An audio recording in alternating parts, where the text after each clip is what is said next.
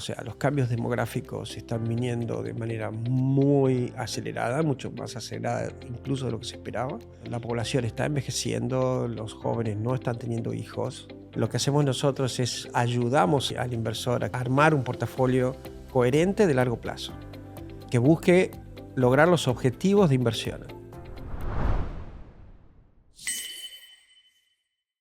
Bueno, bienvenido Bueno, muchas gracias por la a este invitación. espacio donde tenemos, que lo llamamos Ideas to Scale, para interpretar y entender qué han hecho clientes, gente que confiamos, gente que vemos exitosos, cómo han escalado.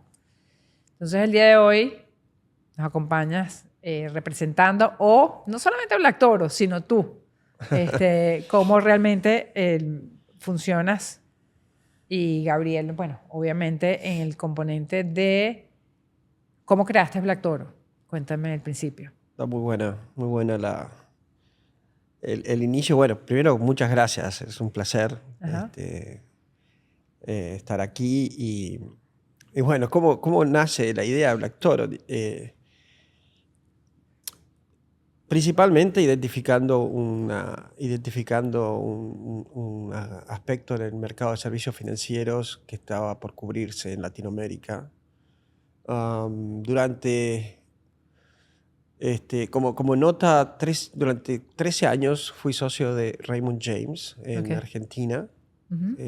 llevando la operación de asset management allá para Latinoamérica. Previamente estuve en asset management en Santander, Claro. entonces mi vida ha estado muy vinculado siempre al asset management, tanto como portfolio manager como ejecutivo de asset management, ¿no? Que esto implica la parte comercial también y conocer cómo es el mundo de los servicios financieros de cara al cliente final. Ujú. Eh, y una identificación fue de una ineficiencia, por llamarlo, o de un espacio de oportunidad, que es la figura del Registered Investment Advisor, que yo lo conocí justamente acá en Estados Unidos, trabajando para Raymond James. Ok. Y viendo la relevancia que tenía esa figura, bastante desconocida en Latinoamérica. Al conocer esa figura de Registered Investment Advisor, claramente que está bajo la jurisdicción de la Security and Exchange Commission, no es una regulación que encuentres en los países de Latinoamérica, con lo cual era importante que este proyecto se generara en los Estados Unidos bajo esa jurisdicción para poder dar ese tipo de servicio. No sé si quieres que entremos a contarte cuál es la diferencia entre los No. dos grandes modelos, pero si me preguntas, el disparador fue, por un lado, personal, de querer hacer un shake en la vida, Ajá. salir de zona de confort, y siempre me ha gustado emprender, crear Ok. compañías, crear empresas. He creado empresas en Argentina. Eh, Así que el desafío me divierte, me gusta crear cosas nuevas, sobre todo cuando tienen un sentido a largo plazo, como es el Registered Investment Advisor para inversores latinoamericanos. Entonces esa fue la idea. Había que mudarse a Estados Unidos. Miami es la capital de Latinoamérica y Ok. además está viviendo un crecimiento espectacular en términos de lo que era Miami hace 5 o 6 años Claro. y el centro financiero que está haciendo hoy.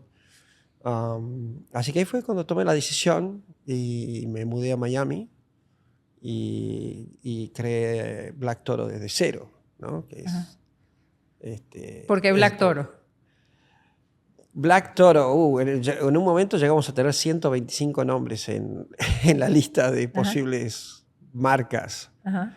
Para mí una marca es muy importante desde el punto de vista del equity value, del franchise value y de qué transmites con la Ajá. marca. Es una combinación entre una palabra en inglés y una palabra en español. Es una palabra en español, la de toro, que es muy conocida por los americanos. O sea, tú le dices a un americano que no habla español la palabra toro y sabe que es un bull, Ajá. digamos. Eh, y es la combinación que es fuerza, es foco, es solvencia, es fortaleza, ¿no? Entonces, creo que en esto que comentabas antes del tema o que hablábamos previo a esta entrevista sobre el tema de la confianza. Creo que transmite confianza. Es una marca que transmite confianza. Así que nos gustó y la adoptamos. Cuéntame sobre el tema de la confianza, porque uno no decreta la confianza. ¿No? Ahora, en este momento, soy de confianza. No. Con toda tu trayectoria, se ha sido importante y sobre todo la responsabilidad fiduciaria, la responsabilidad que tienes en manejar portafolios de gente, ¿no? ¿Cómo lo identificas tú? ¿Cuál es tu secret sauce, de alguna manera? ¿Cómo realmente reflejas el tema de la confianza y quizás algunos de los ejemplos de los problemas grandes que resuelves a tus clientes, pues? El tema de la confianza la confianza es una construcción que lleva tiempo. No es una cosa que sucede de un día para el otro. Claro. Primero uno tiene que tener los valores de la compañía y la misión y la visión de la compañía bien firmes. Eso se trasluce en cada palabra, en cada forma de tratar con un cliente de todo el equipo. Hay una cultura en la compañía que tiene que ver con la generación de confianza y en hacer las cosas de manera transparente y, como sabes, el Registered Investment Advisor tiene una obligación principal con el cliente. Y eso nos pone esta obligación fiduciaria que tú comentabas. A veces lo que tenemos que hacer es educar mucho sobre cuál es nuestra responsabilidad fiduciaria con respecto al cliente y empezar a construir la confianza desde cómo es el modelo del Registered Investment Advisor, número 1. Número 2, qué sólido, qué track record tiene nuestro equipo. Claro. Con las personas más importantes de mi equipo, si bien Black Toro tiene 3 años, yo vengo trabajando hace más de 15 años. O sea, Fernando Marengo, Alejandro Golarcena. O sea, mucha gente de la compañía es gente con la que conozco y he trabajado durante muchísimos años. Entonces, ya nos miramos y conocemos nuestros valores, conocemos cómo funcionamos. Entonces, yo creo que el cliente finalmente en la construcción de confianza termina viendo coherencia con quien hable en la compañía. Claro. Termina viendo convencimiento del concepto. Termina viendo que make sense el concepto, tiene sentido. El concepto de estar del lado del cliente, de representar al cliente en este mercado de servicios financieros. Cuando juntas todo eso, más el track record y vas construyendo y el marketing, ustedes son especialistas, para mí es clave. Como transmitir, comunicar es clave. Ahora, cuéntame, en esa parte, si bien de construcción lo tienes de esencia, pero cuéntame la relación con obviamente no me puedes decir un cliente en particular o una situación particular, pero algo que tú digas, wow, this made a difference. Esto realmente, Totalmente. Nosotros hicimos aquí la diferencia. O sea, yo te puedo decir qué marca he hecho y te puedo decir por qué me siento orgulloso, y cada una de las marcas que creamos, pues para mí son como bebés, ¿no? O sea, es que los mantienes y los proteges de alguna manera. Así que cuéntame tu experiencia, qué has visto y cómo has tenido que cambiar tu modelo para adaptarte a esa realidad nueva. A ver, hemos recibido, obviamente, al ser una compañía nueva, recibimos clientes que vienen por ahí del sistema, vienen de bancos o vienen de brokers, que son modelos de servicios financieros diferentes, que tienen otros drivers de relacionamiento con el cliente. Es el sales side, o sea, son vendedores de productos, a diferencia nuestra que somos advisors. Claro. Eso cambia mucho. Entonces, cuando recibo un cliente, me ha pasado con muchos, pero un caso particular, era un portafolio, cuando me muestra él su portafolio de inversiones, era una acumulación de muchos instrumentos, fondos, que habían sido el producto de la venta de productos durante 18 meses anteriores. No había una construcción de portafolio como tal, analizando las correlaciones negativas, analizando el value at risk del portafolio, tratando de adaptar. Pero tienes clientes con ese nivel de sofisticación. No, lo bajamos mucho a entender qué es el riesgo, cómo funciona un portafolio, ¿por qué un portafolio diversificado debe tener activos que ambos activos rinden 10%, pero cuando uno sube, el otro baja, entonces finalmente te terminando el 10%, pero con una volatilidad muy baja? Porque pusiste dos activos que se correlacionan negativamente. Los dos al final del día Claro. terminan rindiendo 10% en el mediano largo plazo. Pero el camino que tuviste es un camino con muchísima menos volatilidad, muchísimo menos riesgo de capital. Estoy haciendo muy simple lo que es yo creo que la en la teoría de explicación. portafolio, pero creo que lo que diferencia mucho a un cliente que viene de un broker o de un banco es que le han vendido productos de inversión para que él arme su portafolio. Lo que hacemos nosotros es ayudamos al inversor a armar un portafolio coherente de largo plazo, que busque lograr los objetivos de inversión. Justo ayer estábamos con un cliente, 62 años, con un patrimonio, una empresa. Tenían muy claros sus objetivos. No siempre pasa eso. Hay que ayudarlos también a encontrar sus objetivos. Y me dice, mira, Gabriel, o sea, yo tengo 62 años, pienso trabajar hasta los 70. Me encanta lo que hago, me divierte mi negocio. Pero luego quiero vivir de una renta mensual de X, porque siento que con eso vivo muy bien. Y si es posible calcular, pues no sé cuándo me voy a ir de este mundo, pero de esa parte de mi patrimonio, esa me la quiero consumir todo yo. O sea, el último dólar de capital debería ser el día previo a su fallecimiento, por decirlo. Súper interesante el planteo desde el punto de vista de tener tan seguro, tan claro los conceptos. Mira, si el portafolio baja 10%, yo lo puedo tolerar. Si baja 30%, yo me voy a sentir muy mal. Entonces ya tienes un threshold. Ya tienes. Ya sabes cuál es su tolerancia a riesgo. Entonces ya vas a armar un portafolio que tenga un drawdown, digamos, un potencial de caída que no sea superior al 10%. Y los ayudamos a construir ese portafolio. El vendedor de productos es diferente. El vendedor de productos te va a ofrecer un fondo, te va a ofrecer una nota estructurada, te va a ofrecer una acción. Elige tú, pero compra algo y deja. Entonces, el modelo es diferente. La experiencia es de recibir clientes, porque tu pregunta era sobre experiencias con clientes. Es recibir clientes con portafolios que no tienen nada que ver con sus objetivos de largo plazo, con lo que le quieren dejar a su familia, con cuál es el legado que quieren dejar de patrimonio. Muy poco planificado. Pero en una de las experiencias con ustedes tuvimos que llegó una de las personas diciendo es que de la hora que tuve relación con un potencial cliente, 50 minutos se fueron a entender de su familia, de todo lo que está, de los problemas, de divorcio, todo lo que tiene que pasar. Y el último es que decir, ok, esto es lo que podemos hacer por ti o de alguna manera, ¿no? Entonces, en esa escucha, ¿no? Esa confianza, digamos, he aprendido mucho de ustedes en ese sentido. O sea, ustedes tienen que hacer esa suerte, no psicólogo, ¿no? Pero de alguna manera estás metiéndole Life planner. Life planner. O sea, una especie de life planner, de planificador. Pero tú eres así, tú vas y empiezas a buscar y te encanta. A mí me gusta mucho hablar con los clientes, entenderlos, hacer mucha empatía. Hay que hacer mucha empatía. Okay.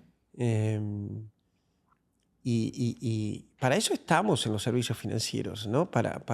Al final del día estamos para servir a los clientes en el manejo de sus patrimonios y su vida patrimonial. Si te pones a pensar, sobre todo aquel que es muy apasionado de su negocio, en el negocio de minería, en el negocio de retailer, es alguien que tiene 40 años en la industria retailer, es su vida, esa es su pasión. Y lo ve al patrimonio como me tengo que ocupar de esto. Pero es muy importante ocuparse de eso y tener una tranquilidad mental de que eso está en orden. Eso es importante. Esa palabra tranquilidad. De que está en orden. Porque hay quizás tú encuentras temas de miedo. o de cómo... Y ahí podemos pasar culturalmente. Es muy diferente una persona en Argentina, en Uruguay, Venezuela, mi país. O sea, es muy diferente Totalmente. donde estemos a donde estamos o la realidad Estados Unidos, por ejemplo. Entonces, ¿cómo lo ves tú?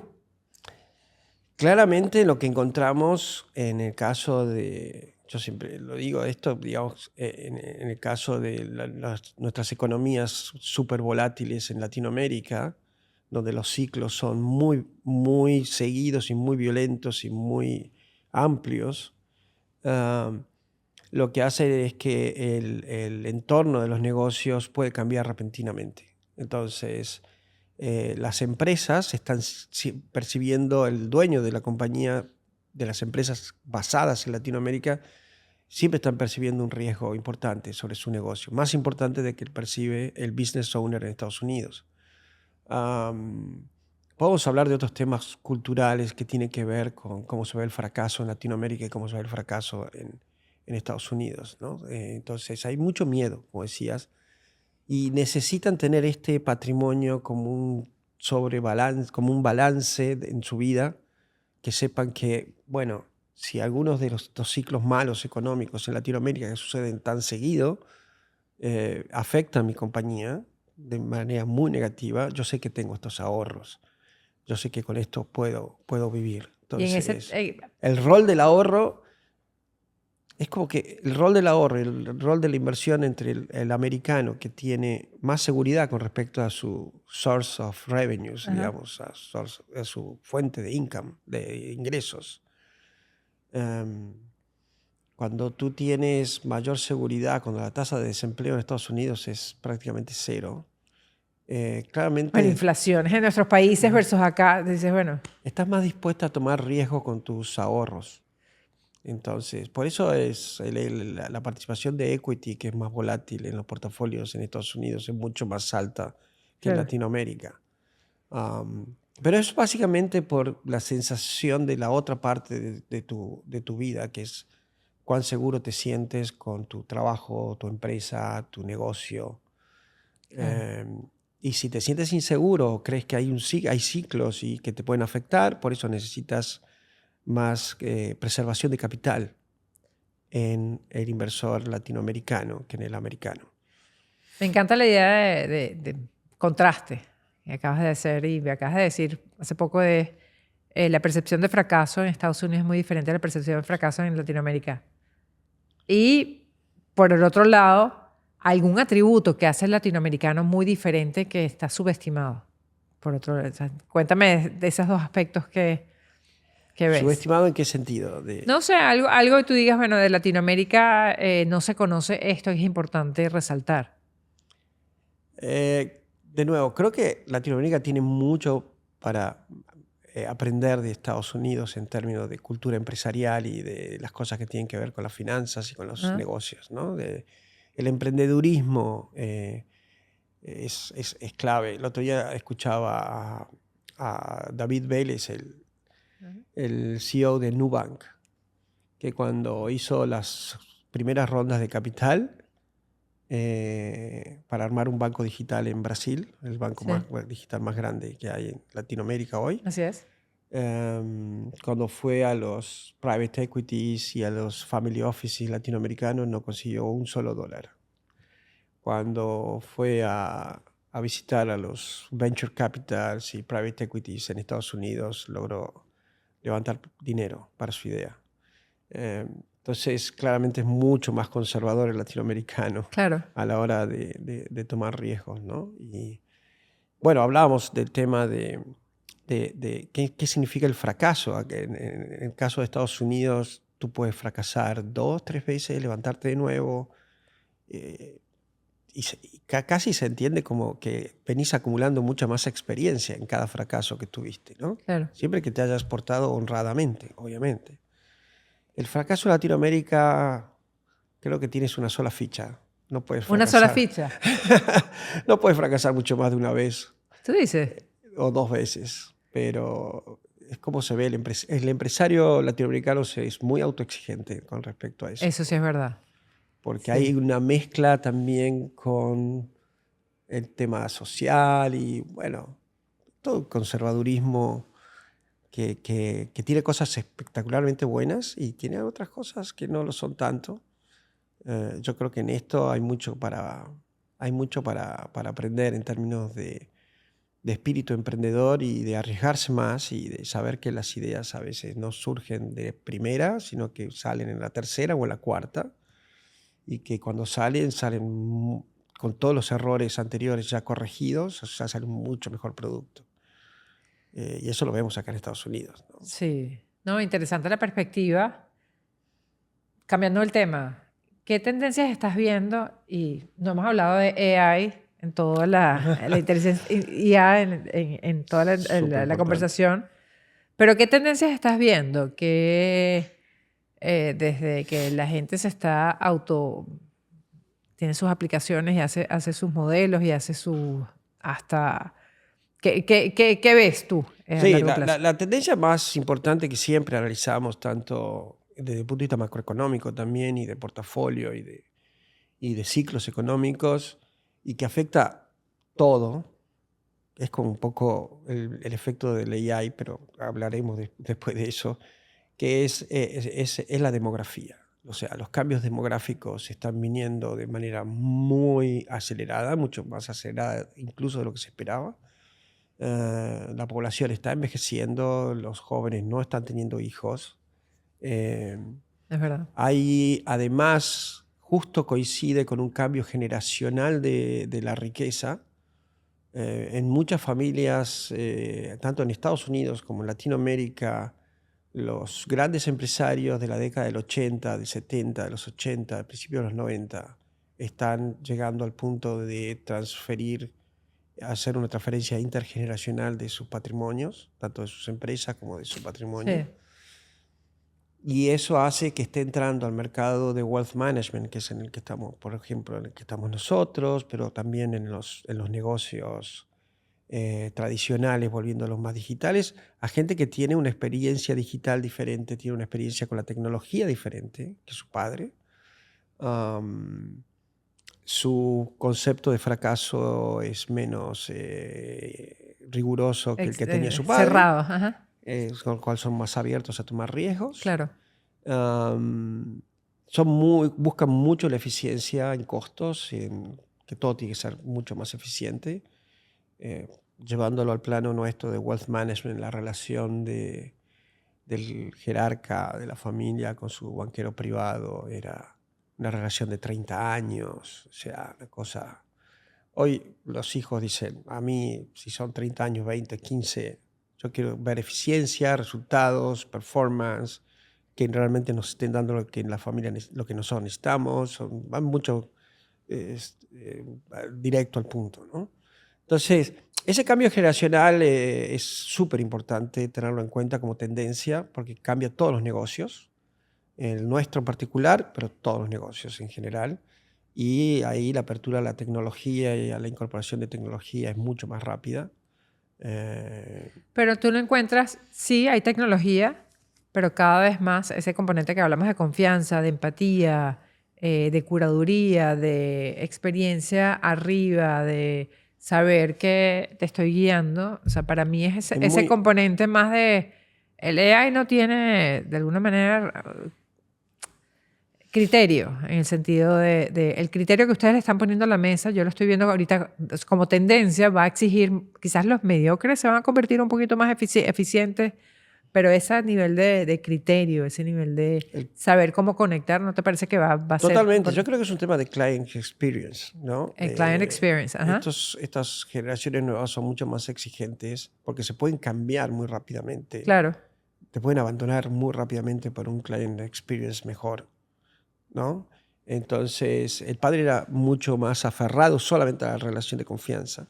La confianza es parte súper importante de la experiencia del cliente, claro. ah, pero no es lo único. Y ya, o sea, eh, ¿logras los resultados que nos habíamos planteado al principio de año o no? Entonces, es muy exigente. Y la industria de servicios financieros tiene que poder responder a esa exigencia de mayor eficiencia, de mayor efectividad, que incluye la confianza, claramente. La parte tecnológica digital es un tema de experiencia, de facilidad, de comodidad, que tiene que estar, porque Claro. estos individuos en su vida diaria, cotidiana, ya están conviviendo con lo digital en otros ambientes de su Nacieron vida. con AI, o nacieron con, obviamente con Claro. teléfono, con... Entonces, de repente están en un mundo digital Ajá. y van a un banco, entran en un branch, en una sucursal de un banco y no lo pueden creer. O sea, no aguantan 15 minutos de cola. No aguantan 5 minutos de cola. Porque también el resto de su vida, ver cómo se manejan sus hijos con la tecnología, just in time todo. Just in time manufacturing, Entonces, imagínate, de aquella época. de aquella época. Yo tuve clases con Edward Deming, imagínate. Bueno. Entonces, A ver, ya para no sé si como... se comprende. O sea, creo que hay un environment, un entorno de la vida cotidiana que se está volviendo mucho más o